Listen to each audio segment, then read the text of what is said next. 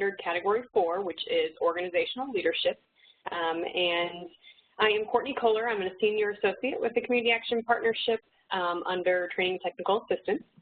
And so happy to be with you guys here today. So for our agenda, we are going to go over some partnership tools and resources in the beginning and just kind of explain a little bit about org standards and some other standards of excellence that you might have heard about in the network as well. And then we're going to go through the standards 4.1 through 4.6. We're going to talk about interpretation and documentation of those, have a little bit of a question and answer after each one, and then talk about some different promising practices and resources for each of those. Also, we're going to be talking about or getting any feedback on any requests for additional TNTA resources. So if you have those, please kind of jot those down or send those to us through the chat box. And then we'll have some announcements and upcoming events as well. So just to start us out, to give us a little context, we have here the CSBG organizational standards. And this past year was the first year of implementation network-wide. And so all community action agencies were monitored against these organizational standards and will be each year going forward. There's a few different ways that CSBG eligible entities are monitored with these standards, and it's really up to each state to kind of determine what that monitoring process looks like. But really the standards here fall into 3 thematic groups. The first one is maximum feasible participation. Second one is vision and direction. And third one is operations and accountability. And so we've been doing these webinars really to go through not just the organizational standards and how to meet them, but how to meet and exceed them. So this series goes into talking about what's the beyond compliance of the organizational standards. So today we're talking about under the vision and direction thematic group. The first portion of that is organizational leadership, so that's category 4. We've already done some webinars on all of those in maximum feasible participation, so the first 3 standards. And so you can find those resources on our website and listen to the recordings of those webinars there. So something else you might have heard about are these standards of excellence. And so wanted to explain the difference just so everyone's clear before we go into this category. And so on the screen here you can see kind of a picture of this organizational profile and what it means to have excellence in community action.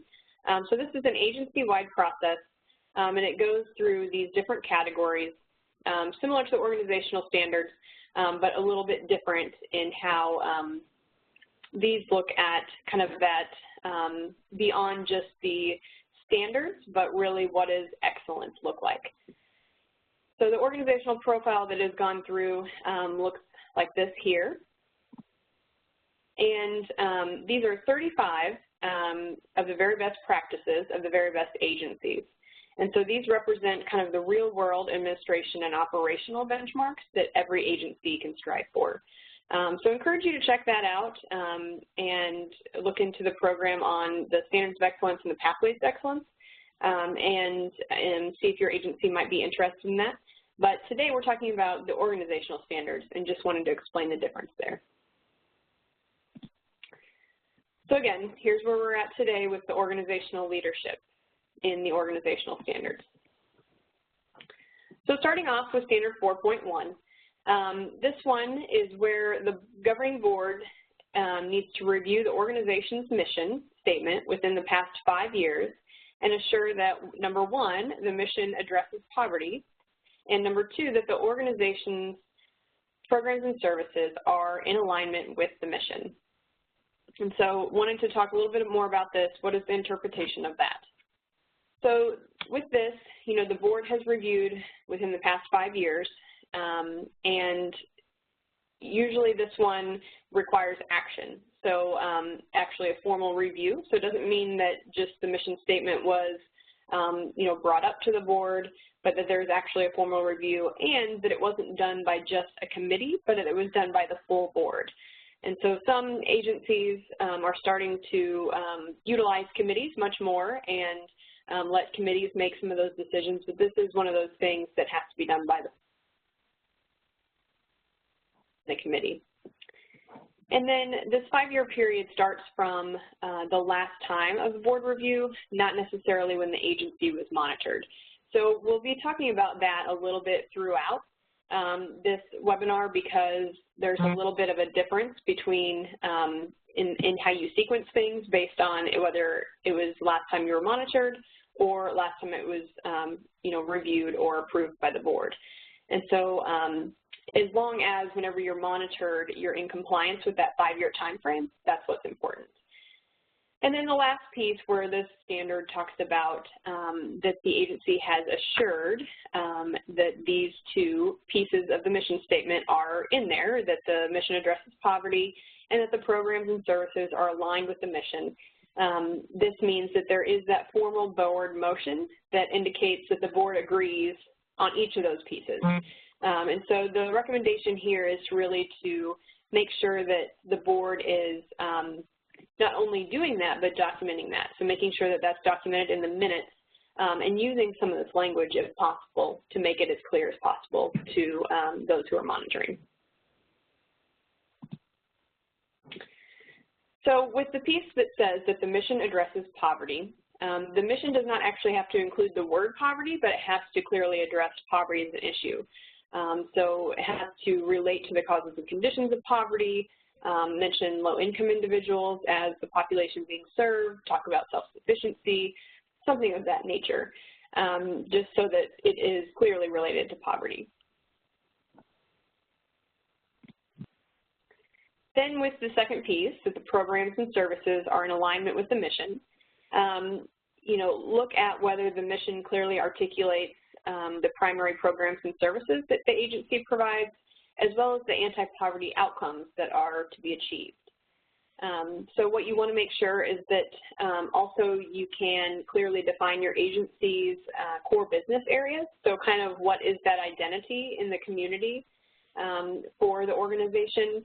Is it that the organization provides workforce development programs, they're the early childhood hub of the community, that they're one of the main, affordable and safe housing, providers or developers or something like that, that sort of thing. So kind of thinking about what is that core identity or the core business areas of your agency, and is that reflected in your mission statement?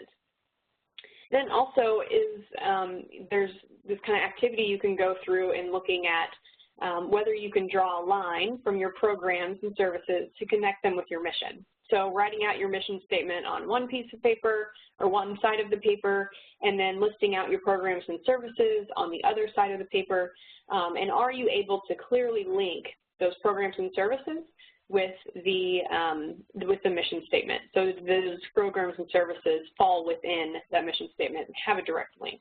And if there are programs and services that do not fall in direct line, then that might need to be a discussion point to take place in review of the mission or an evaluation of programs and services.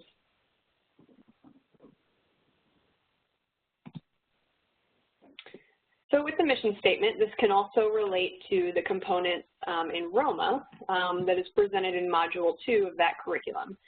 So many of you, if you're ROMA trainers or have had ROMA training in the past, then you might be familiar with this. It's from Module 2 of the ROMA curriculum. And it goes through the 4 components that your mission statement should have, which are population, which is asking, who's the agency serving, so is it clear in your mission statement who the target audience is. Your services, so if the mission statement clearly describes what services are being provided. Then as far as outcomes, are they clearly stated? And can you tell what will change as a result of what the agency is doing? And then the relationships or partnerships is the 4th component. So is there any identification with other organizations that show the connections that help the agency further its mission? So these 4 components are not necessarily required by the organizational standard 4.1.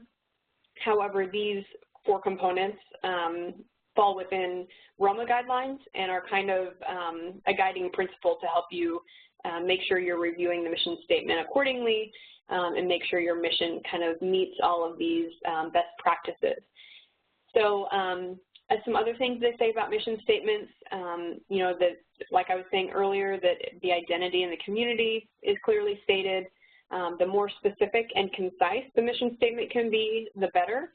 ROMA also says that if it can fit on the back of a t-shirt or on a business card, then that's kind of the best case scenario. You don't want a long paragraph of your mission statement. So all of these guidelines are kind of out there to help you review and revise your mission statement when it comes time every 5 years.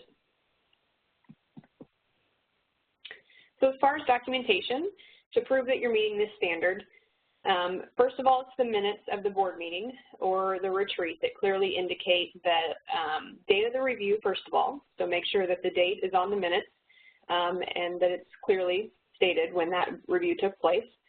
Number two, that there's an affirmation that the mission addresses poverty. So again, making sure that language is included in the board minutes is very important. And then the affirmation, again, that the programs and services are aligned with the mission. So you want to make sure the board has that discussion, that it's documented. Also, to be able to have a summary document describing how the board met the standard, and this needs to be signed by the executive director or CEO of the agency, as well as the board chair.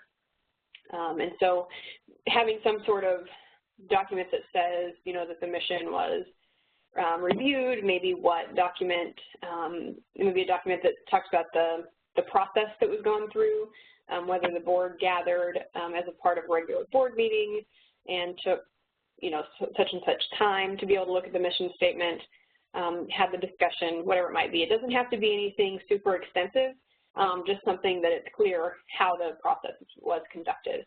And this also might be already included in a strategic planning document, talking about kind of that methodology of the planning process to describe how the board met the standard. So that could also meet it as well.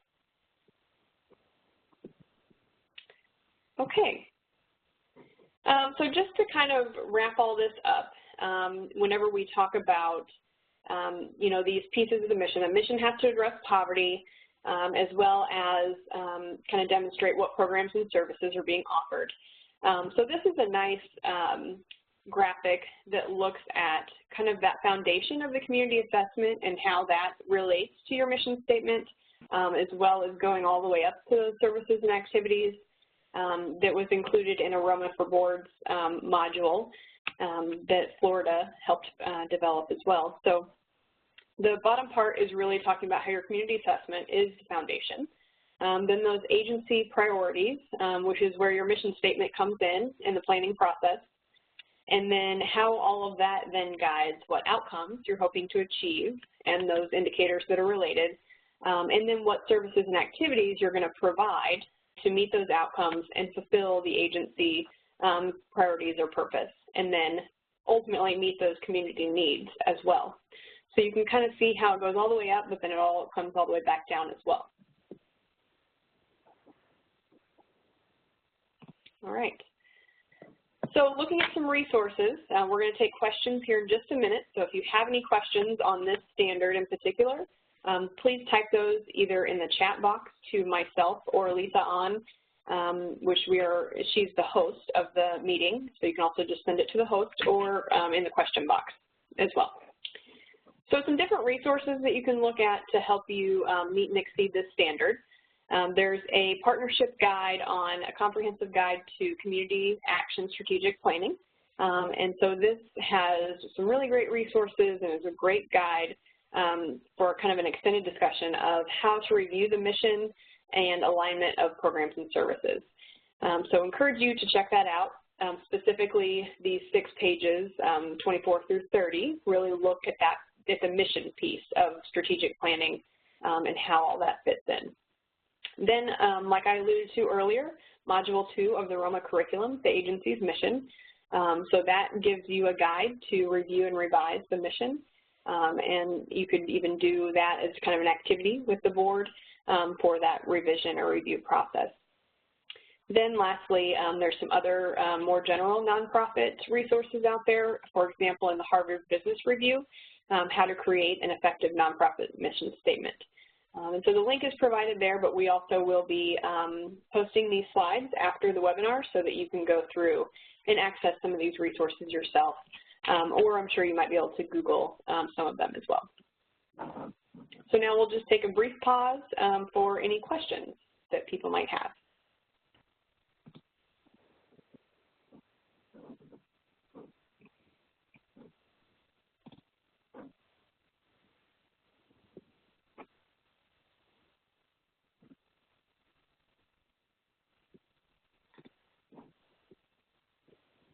Okay, looks like we don't have any yet, and that's perfectly fine. But as you have them, just go ahead and type them in. So we'll go ahead and move on now to Standard 4.1. And if you have questions that come to you about standards we've already covered, feel free to get those in as well. So Standard 4.2 looks at the organization's community action plan and whether it is outcome-based, anti-poverty focused, and ties directly to the community assessment. So we talked about that a little bit in Standard 4.1, but as far as how everything kind of ties together. So that is a big theme throughout this whole category, is that the community assessment, the strategic plan, your mission statement, your community action plan, and then all of those services and strategies and the outcomes you've selected, and how all of that ties together. Everything should link. And so this one focuses specifically on the community action plan. 4.1 focused specifically on the mission statement. So the interpretation of this one, first of all, there's three kind of components that the community action plan, or pieces that the community action plan has to have within it. So it has to be outcome-based, and this means that the agency should distinguish between outputs and outcomes whenever they're working through their community action plan. Then the anti-poverty focus, that means that programs and services should primarily serve people with low incomes, and these, the people that are at or near the federal poverty level. And then also that that ties directly to the community assessment. So this means that the majority of the agency's programs and services should address needs identified in the community assessment. So is it clearly articulated what needs are being addressed through these outcomes and programs and services that are being delivered to the community. So the compliance is going to require that you meet all three of the above components, not just one or two of them, but that all three are evident in the community action plan. So, with that, like we were saying, the community action plan format may not clearly map these three requirements of the standard. And if it doesn't, because we know a lot of times those are documents that are, kind of statewide documents that are developed by the state CSBG office. Some state CSBG offices are revising their plans to better meet the standard. Others are having agencies develop a brief narrative that explains how agency is in compliance with examples for each requirement. So if it's not clearly articulated and, someone can't just pick up the community action plan and see those three components within it, then there needs to be some sort of explanation about how it does meet those three components. Other documentation could also include a copy of the community action plan and the community assessment to show where those linkages are. With that one, you might want to have a little bit of an explanation pointing out some key examples of how the strategies in the community action plan are tying back to that community needs assessment. So those are some examples of documentation. Some different resources that you can use. Information Memorandum 49 talks about program challenges, responsibilities, and strategies. And so that is one resource you can look at to look at this. Also in the ROMA curriculum, you'll see that ROMA is a big piece of organizational leadership, and modules 3 and 7 of the Intro to ROMA Curriculum 5.0 are helpful. Module 3 goes into kind of the identification of outcomes and strategies, and then how all of that aligns, of course, to the community assessment and the planning process. And then Module 7 is about logic models, and so looking at that whole process that you go through in the logic model and building that can be helpful. And then also the partnership and NASCAP are currently developing a guide on the strategic, or on the community assessment, the strategic plan, and the community action plan, and then how they're all connected. So how to best align all of this. So that'll be coming in the near future. All right. Well, before we go on to standard 4.3, we'll double check and see if there's any questions from anyone. I'm not seeing any come in. That's good. Hopefully it means I'm answering all your questions as we go along.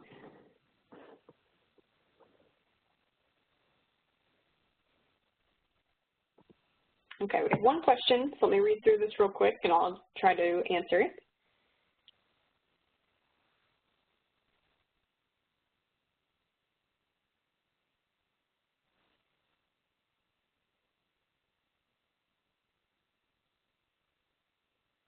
Okay, so we have one that said that they have some staff turnover and are discovering that the community needs assessment is lacking. And so as they move forward, want to know, you know, they know that they're going to have to redo it to meet their needs, but as they complete the community action plan, kind of working backwards on, you know, from not having the most robust community needs assessment. So advice on how to show that we know our community needs assessment is lacking as you move towards your community action plan. So I would say that this could be just a brief narrative that you provide. You know, as we were talking about the documentation in the previous slide, what I think that you can do is do this narrative that helps explain how your agency currently is in compliance with examples for each of those requirements in the standard, and then if you're not in compliance because of kind of the stage that your community needs assessment is at, what you plan to do to improve that. I think that that can go a long way in saying that you have this plan in place to address how to put those items in your community action plan.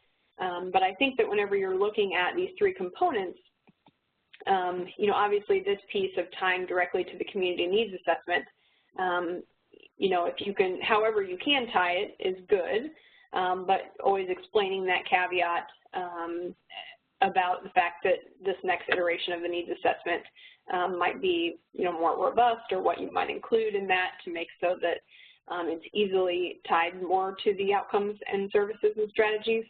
But then whatever else you can do to make sure that it's outcome-based or anti-poverty focused. And then also with the needs assessment, maybe just doing a brief kind of reassessment of your community needs assessment, you know, to at least get what are those broad-based community needs, and then the next time going into more of a deeper community needs assessment, of course, just so that you have something a little bit more current to make sure it's tying to that community action plan. But yeah, I would say the narrative would be the key piece, and what the plan is for moving forward, and then whatever you are doing currently to meet those pieces.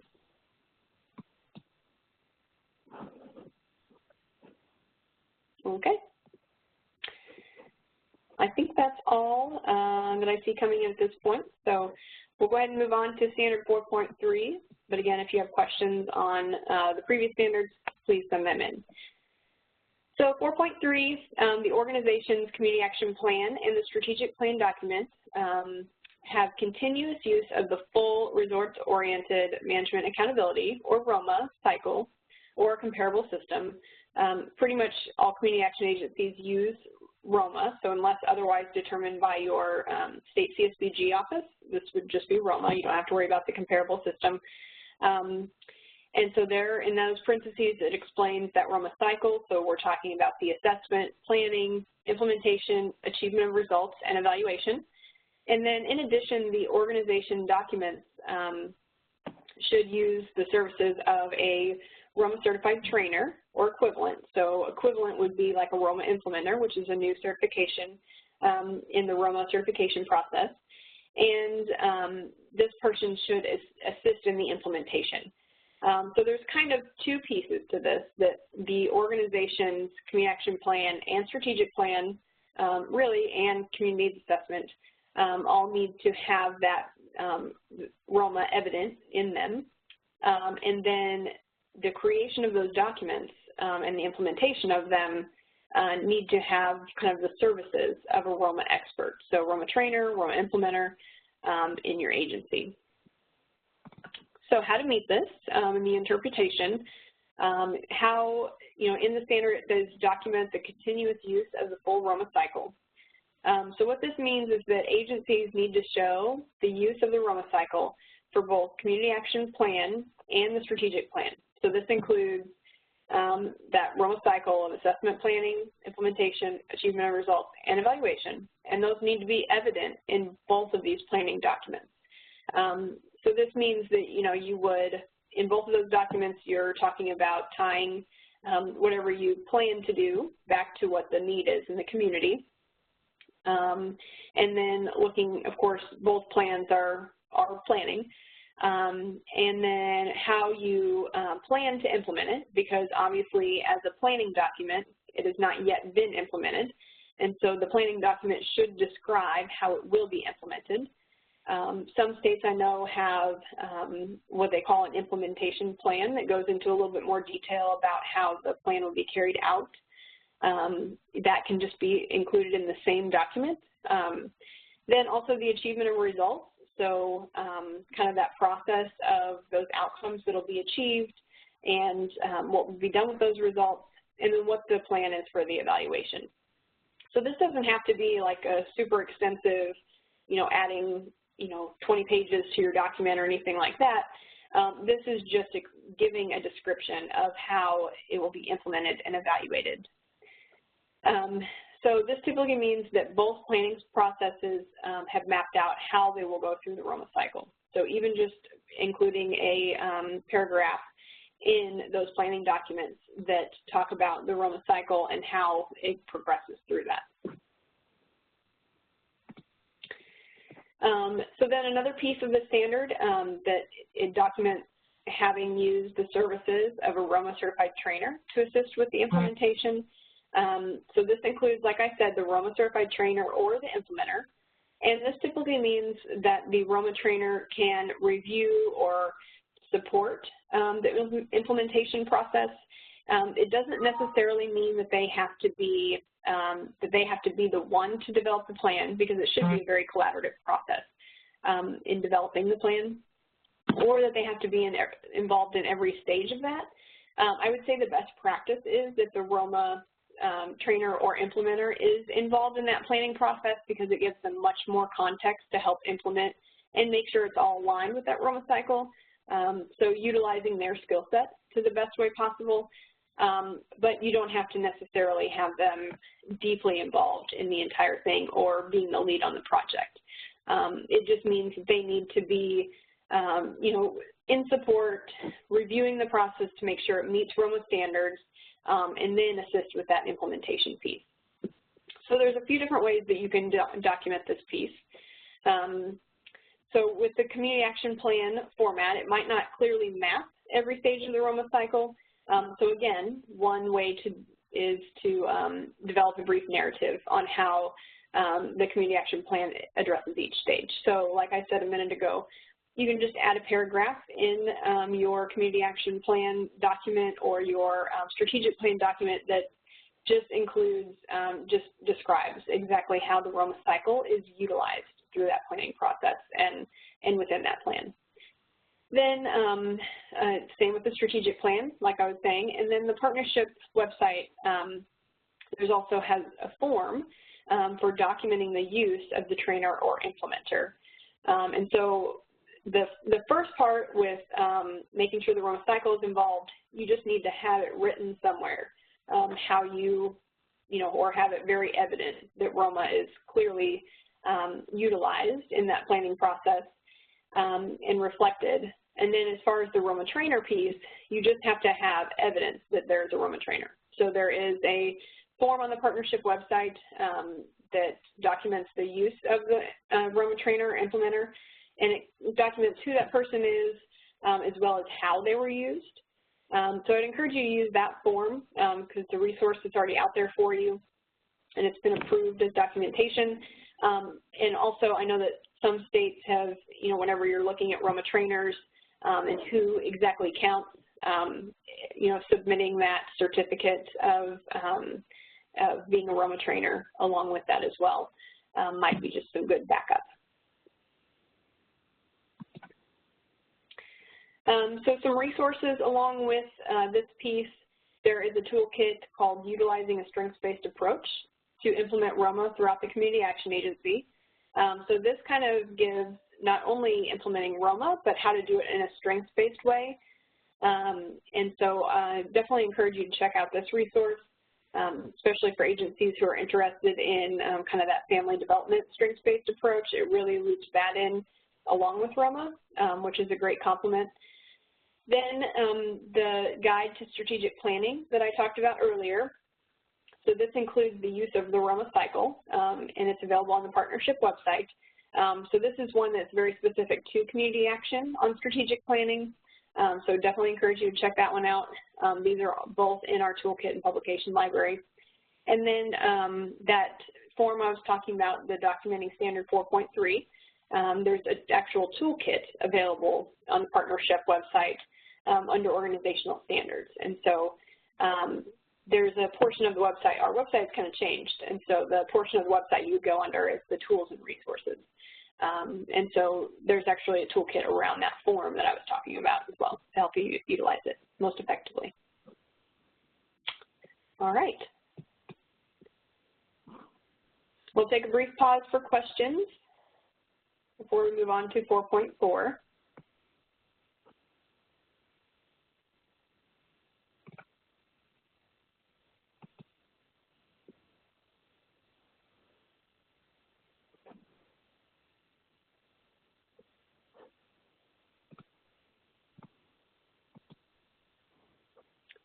Okay, so I see one about how often is this recommended. I don't believe it's specifically defined, which you're right. And so what this goes to as far as how often, I'm guessing you're asking how often should the trainer or implementer be involved in the review process, because the ROMA cycle should always be evident in all of your planning documents. And you would provide whatever the most recent community action plan or strategic plan to demonstrate that evidence. But as far as, how often that trainer or implementer needs to be used, it would be anytime there's a planning cycle. And so there would need to be that documentation that the ROMA trainer or implementer was involved whenever that last community action plan was developed or whenever that last strategic plan was developed. So if you look back to with the strategic plan, that has to be at minimum every 5 years or whatever your agency does within that. Some agencies do 3 years. And then as far as the community action plan, that's probably going to be state specific, that the community action plan is developed. Some states require that on an annual basis. Some do it every 2 years, every 3 years. And so that's going to be dependent on your state. But anytime you do that process, then you would want to demonstrate that the trainer or implementer was involved in that process and then the implementation afterwards. But you would just kind of do that as a one-time thing each time and then have the integrity that it would follow through. Okay.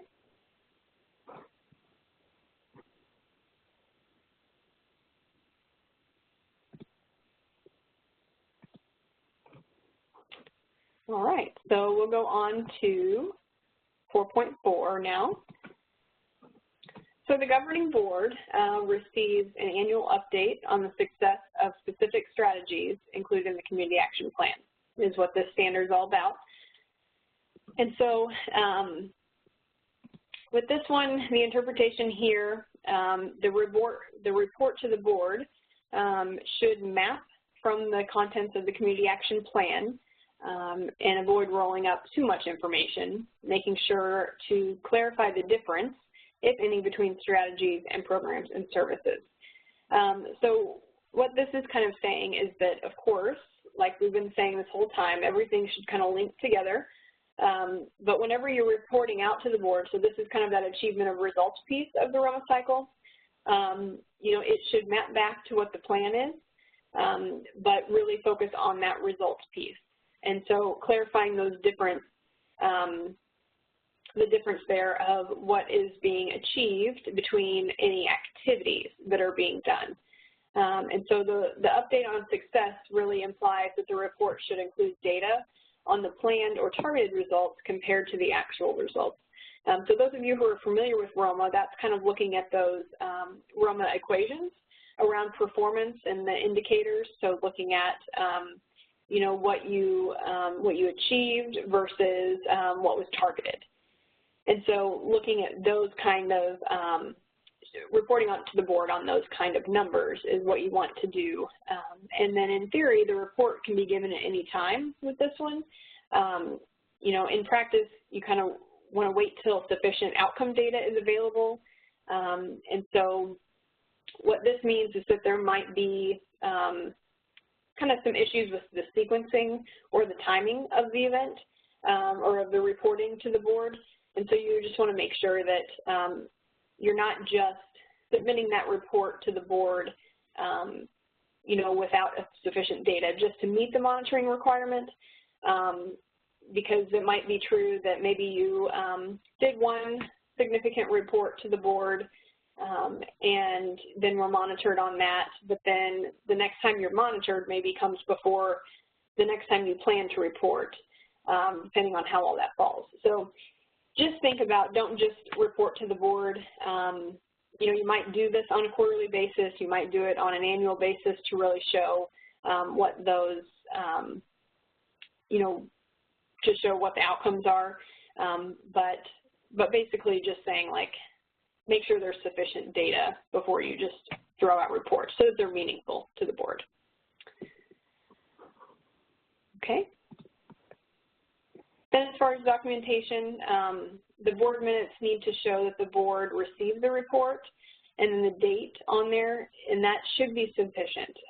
So with this one, there isn't a formal approval that has to take place with the report that's showed to the board. It just has to be distributed to the board, and then it needs to be documented that it was given to the board. I think some states are saying that they want to make sure that it was not just tucked in a board packet, but people actually looked at it. So you might want to clarify with your state if there's any kind of nuances like that. And in some cases, there might be a copy of the report might be requested, but most of the time it's just going to be those board minutes that say that it was distributed to the board received it, and then the date of when that was done, so that you can kind of make sure that it was it's, you know, reported out to the board on a regular basis. Okay. So let's see, looking at, we'll go ahead and finish up this standard, and then we'll look back at some of the questions. I think we've got a couple questions on 4.3 coming out. So with the documentation for this one, we already talked about that. So it's just those board minutes. And then the resources for 4.4, there's several here, and most of these are just kind of general nonprofit resources. But first of all, the National Council of Nonprofits, there's one on dashboards for boards. And so with this one, there's a link provided there. There's also one on performance reporting for boards, and this is kind of a guide to good practice. And then the last one is talking about how should a nonprofit board track progress. So those links will be in the slides that are posted.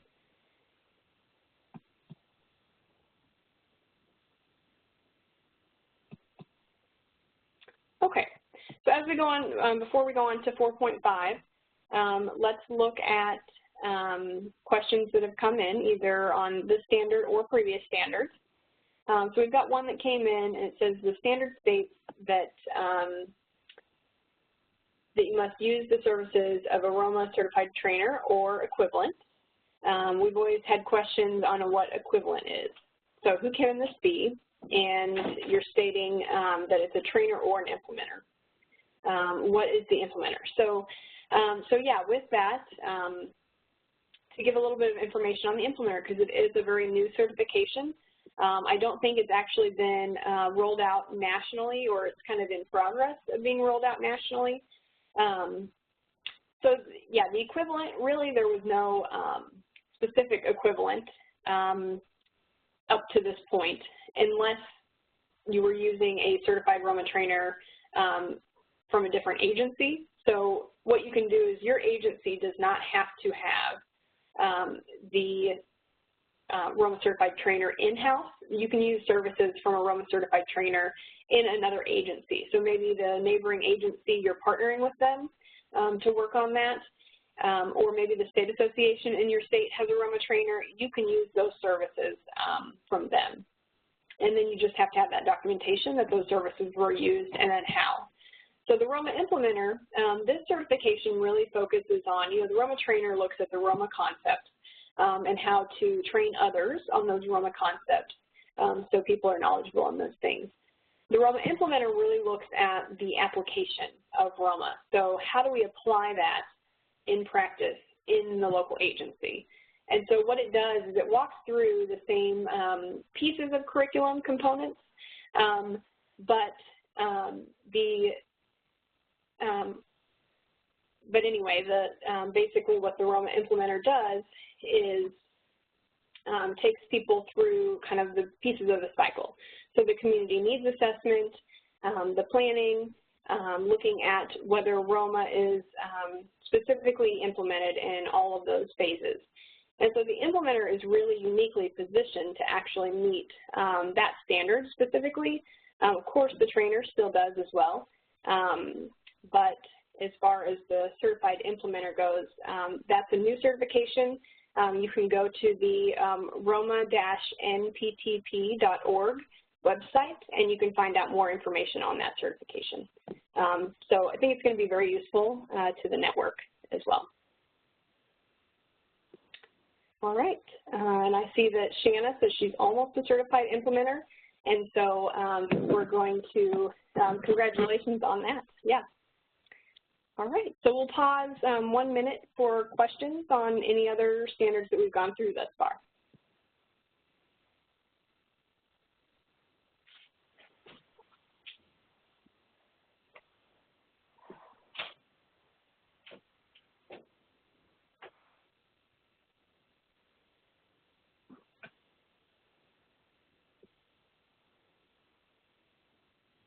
All right, go ahead and go on to standard 4.5 then.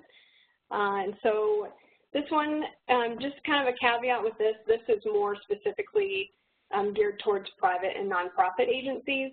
That doesn't mean that public agencies don't have to meet this standard. It just means that with standard 4.5 and 4.6, public agencies just need to follow whatever their local government kind of policies and procedures are on the topic. And so this is mostly for private and nonprofit. I'll talk a little bit about what public agencies need to know in a future slide.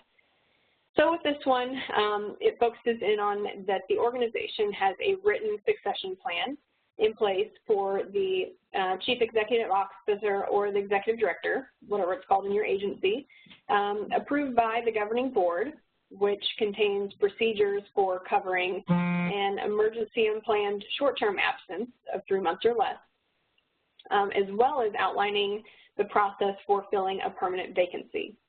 And so with this one, kind of breaking that down in the interpretation of each of these pieces, we have that, it requires 3 components.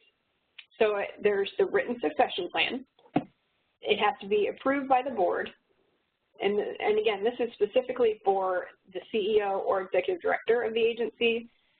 However, best practices that your whole leadership team has them, but that is not monitored in the organizational standard.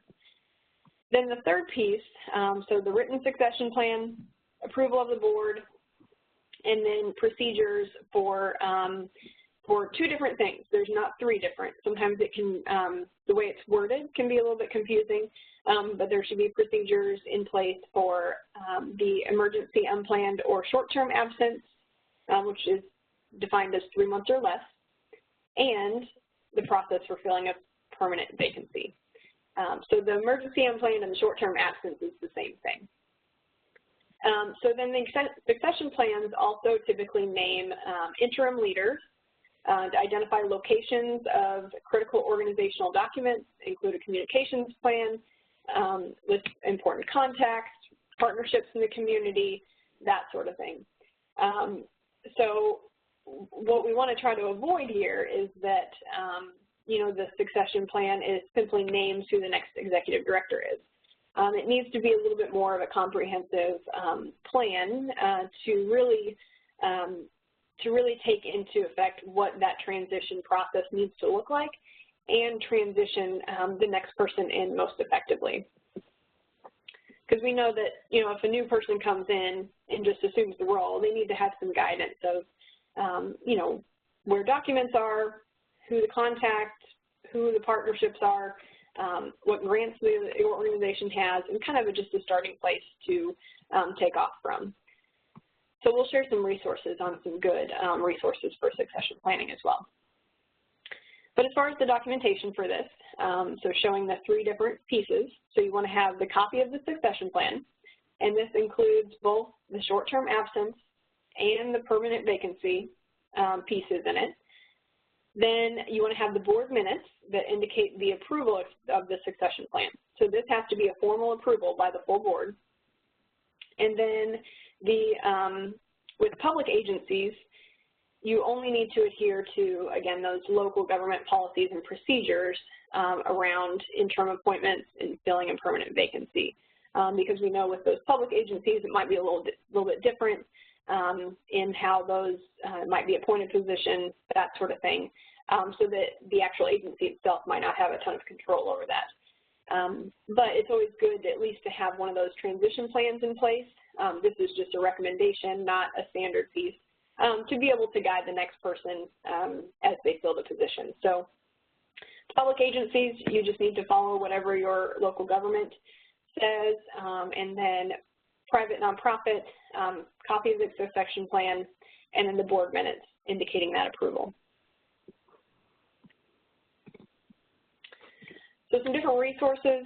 This top one is really very good and very specific to community action. So it's called Preparing for Your Community Action Agency's Future, Sustainability, Succession, and Transition.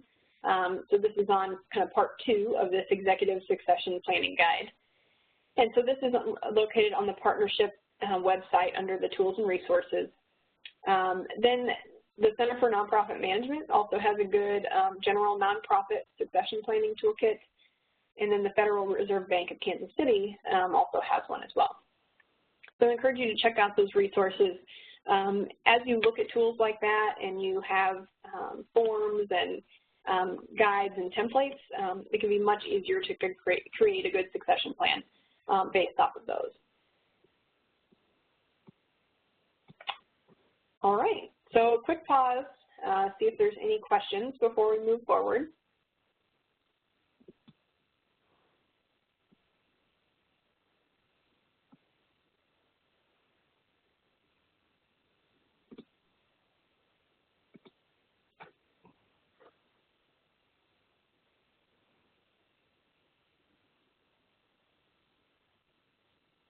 Okay, I'm not seeing any come in, so we'll go ahead and move forward. So standard 4.6, this one again is really focused more on the private nonprofit agencies. The public agencies, again, just need to adhere to the local government policies or procedures. But this one looks at whether an organization-wide comprehensive risk assessment has been completed within the past 2 years and then reported to the governing board. And so there's a few different caveats with this one. So it needs to be organization-wide, not just for one group of programs or departments. So this means it has to be kind of comprehensive. It doesn't just look at one function like finance or human resources. So if maybe your fiscal department has had a risk assessment, that doesn't necessarily count for this agency-wide comprehensive risk assessment that the standard is looking at.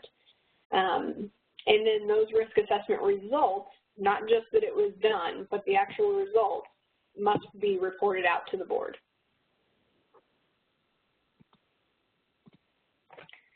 So documentation to prove that this one was met. You're wanting to submit a copy of your risk assessment tool and a brief narrative on its use to confirm that it was applied to the whole agency and that it was comprehensive. So this wouldn't have to be anything necessarily lengthy or overwhelming, just the tool and then kind of how it was used and that it addresses all these areas. So one of the resources we're going to show you here in a minute, I won't necessarily be pulling it up, but I'll give you the website. But it includes 10 different categories within it. So that could simply be, you know, part of what you explain in a few sentences at the beginning, you know, that this tool was used and these 10 categories were evaluated through the risk assessment process. And so that would show that it would be a comprehensive whole agency assessment. Then you want to have your board minutes showing that the board had been provided a report. And so, again, just be as specific as possible in these board minutes. Just, you know, telling, you know, that the board was included in the board packet, that it was brought up in discussion. Of course, it doesn't have to be anything lengthy if you can just provide those small details, the date that it was done, all of those good things. So just making sure your board minutes are detailed enough to explain and not let questions arise. Then, like I said before, the public agencies, there might be a different local government standard as far as what kind of risk assessment needs to be done for that public community action agency. So they might not necessarily have to do, you know, the nonprofit risk assessment. They might have some other process that's determined by that local government. So just make sure you're checking in and following those policies and procedures within that. All right, so some resources. This first one right here is the big one. We work with the Nonprofit Risk Management Center very closely. And they have a risk management portal available on the partnership's website. And so you can go to, you can go through the tools and resources or the website nonprofitrisk.org. So this is the one I was talking about that's very comprehensive, and it goes through the 10 categories.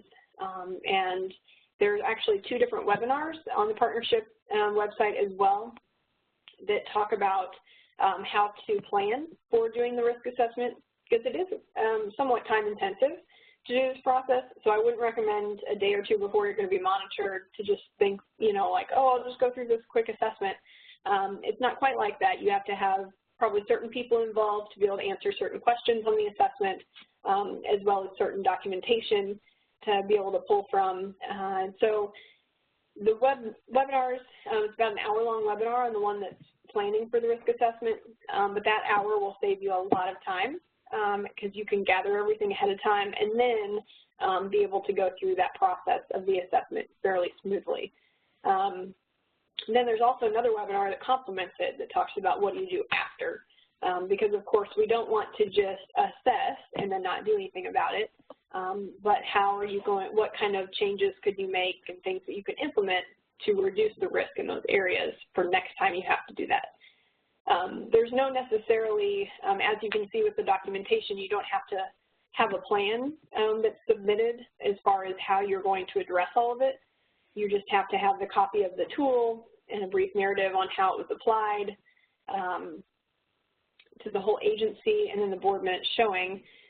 So you don't have to say that there's a plan to address whatever areas come up in the risk assessment, but what you would want to do is make sure that the same pieces are not coming up on each risk assessment over time, because that'll show that you're not addressing those things. So just those kind of bigger picture things to think about, and then, which is why we have that webinar out there to help you kind of come up with ideas and tactics to address those things. So then there's a couple of other resources as far as, you know, different risk assessment tools. You don't have to use a specific one. Of course, we really do promote that top one because it was really developed with community action in mind. But there are a few other ones you just need to make sure they're comprehensive for the whole agency. There's one, the Nonprofit Association of Oregon has a pretty good one listed here, and then there's actually one out of Australia, but it's still very applicable to U.S. nonprofits as well. All right. So it looks like we do have a question that came in. Going back to the succession plan piece, are there any special requirements for succession plans where the community action agency, who has its own ED, is a subsidiary of another nonprofit who is the CEO of all organizations? So in this case, is it the succession plan of the ED or the CEO or both?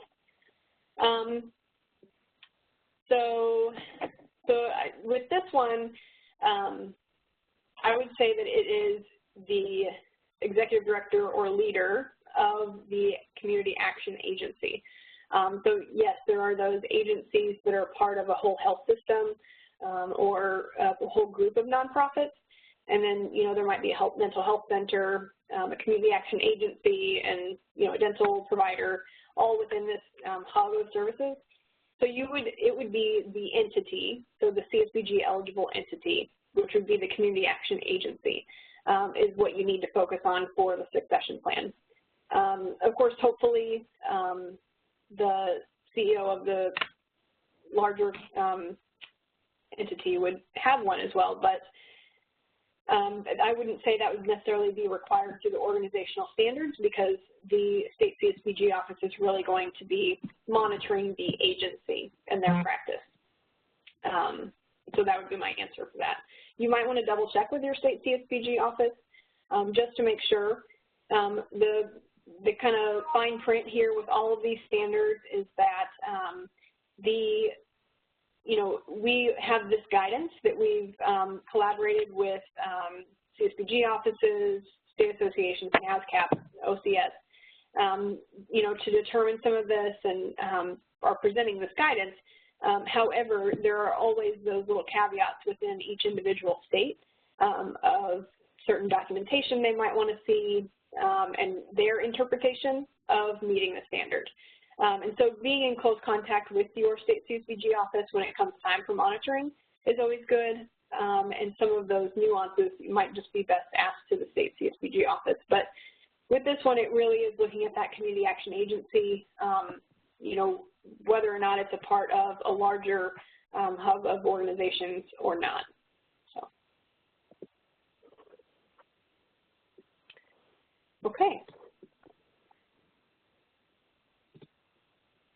Well, I don't see any other questions coming in right now. So what I'll do is I'll go through some of the general resources we have for organizational standards.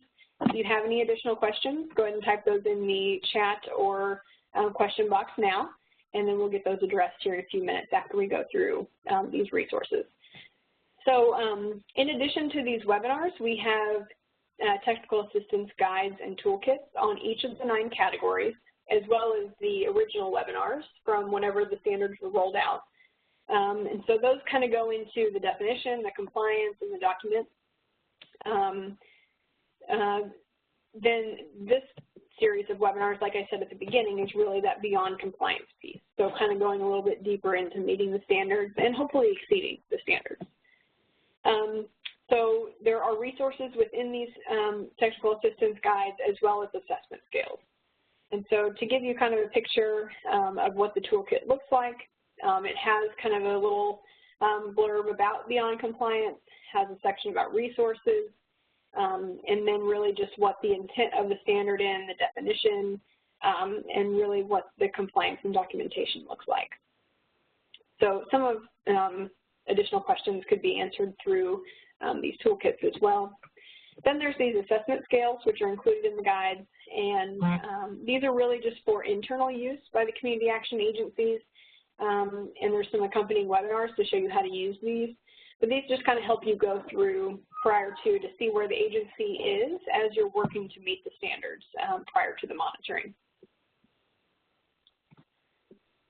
So all of this stuff that we've referred to, or a lot of it, if I've said this on the partnership website, you can go into this tools and resources portion of our website. So you'll notice that our website looks a little bit different. We've updated it. It has a fresh look now, and so your navigation paths might be a little bit different as well. But it's the same web address, communityactionpartnership.com. Then you can go under tools and resources. and that's where most everything that we've discussed today is going to be found. And if you have trouble finding it, please just email us, and we'll make sure that you are able to find it and can get access to it. And then in addition, we also have some board-specific organizational standards resources. So these include both handouts and videos. So the handouts, of course, are located on our website. And then we have the YouTube channel board videos. So if you just go to the YouTube channel for Community Action Partnership, you can find these. And there are, I believe, 10 of these, because there's one that's kind of an intro. And then it goes through each of the 9 categories. And you can't see it on this page, but each one of them, I mean, I don't think any of them go past 11 or 12 minutes. So very easy to use with the board and in board meetings. So you can go through a couple standards each board meeting and stay under 20 minutes. And so that can kind of help on that board training piece as well. Because as you can see, there are quite a few different pieces that the board has to do within the organizational standards, whether it be approving, making sure they're reviewing certain things, knowing what pieces of information they should be receiving, all of that sort of thing. And then, of course, the next category that we'll be talking about in the next webinar is all on board governance. And so they have their own section as well. So then this CSBG TNTA Resource Center is another key place for you to go for toolkits, webinars, print resources. If you haven't checked out this site, I definitely encourage you to. It's csbgtta.org, and you can register for an account. That's one way to do it.